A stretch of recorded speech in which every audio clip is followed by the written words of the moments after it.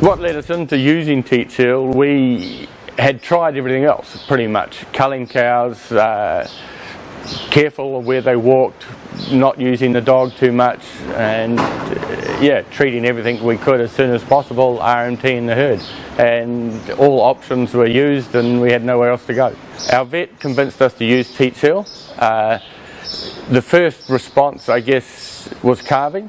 You just didn't have mastitis in the heifers. And that first year we used it, we went from getting 30% mastitis in heifers to, I think that first year we got one heifer with mastitis. Bulk somatic cell count was one of the main issues to start with.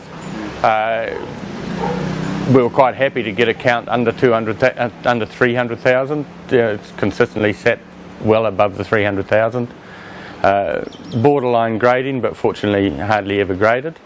And then also heifers coming in with mastitis. Yeah, the main outcome of the mastitis in heifers was lost quarters and also a high culling rate in heifers in the first year. Quite often heifers didn't make November before mastitis forced us to send them to the work. Yeah, the first year we used Teatseal in the cows and the heifers, so 100% across the herd.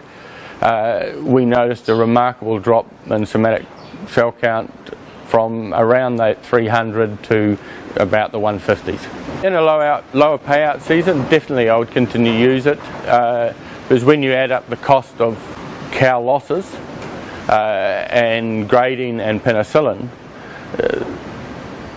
preventative measure before you have the major problem is always cheaper than trying to deal with the issue and the frustration and just stress on staff. If another farmer came to me and asked about what steps we've taken to prevent mastitis, I'd definitely recommend Teatseal.